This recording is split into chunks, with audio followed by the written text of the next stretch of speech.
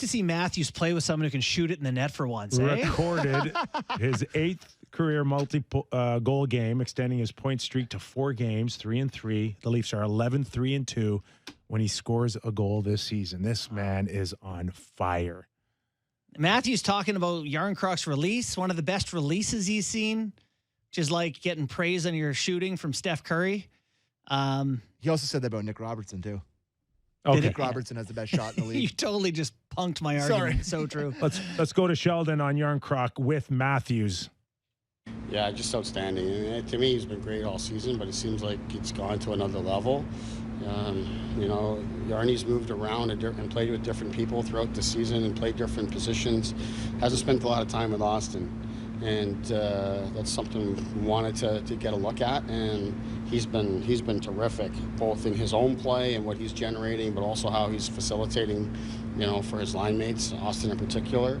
So it was something we wanted to continue with here today. Austin felt strongly about continuing with it as well. And, both those guys I thought were terrific and got rewarded for it. There's no question he's got a good shot. Yeah, he can shoot it. Wow. It's crazy that he's only scored 17 goals as a career high. This is his career high, which, he's presumably always shot the puck pretty well. His career high, he's tied with 35 points. So he's at a career high in that too. Has he ever played with these guys like this before in his life? He's been playing in Nashville. Yeah.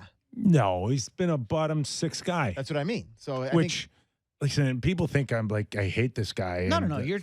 I think I can be very valuable, but not in a fixed top 3 with Austin in the playoffs. And in short spurts, can he go there and have success? And can that success go from half a period to a whole game to 2 games?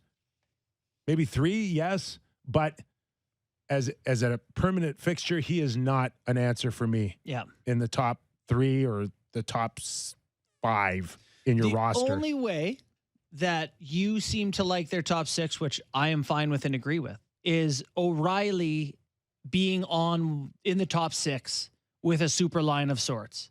Because that's the only way you push out Kerfoot or Jarnkrok or whoever from being a permanent top 6 guy. It's the only way to do it. Depending on, I think, even Matthew Nyes, you have to be married to the fact that a Kerfoot will have to come in and just hold a spot there because there just isn't enough balance. And that's if you want to go Matthews, Tavares, and O'Reilly. Yeah. In a 1-2-3, which I think ultimately is still maybe the way to go. Like Matthews, Marner, Bunting, is that they've been together a ton. Yes. And then Tavares, O'Reilly, Nylander. Those are obviously they're the most they can load up their 6. And then your third line is something like Jarnkrok, Kerfoot, Lafferty or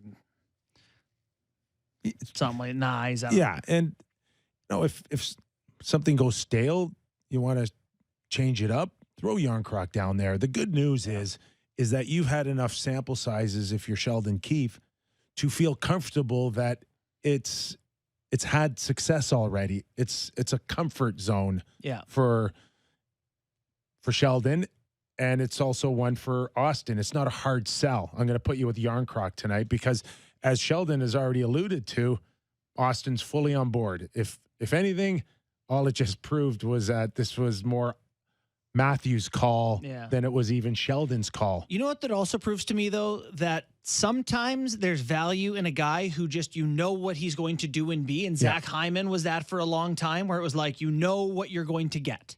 And, that is Jarnkrok. I think you have a pretty good sense of he's a reliable night in, night out guy. He is.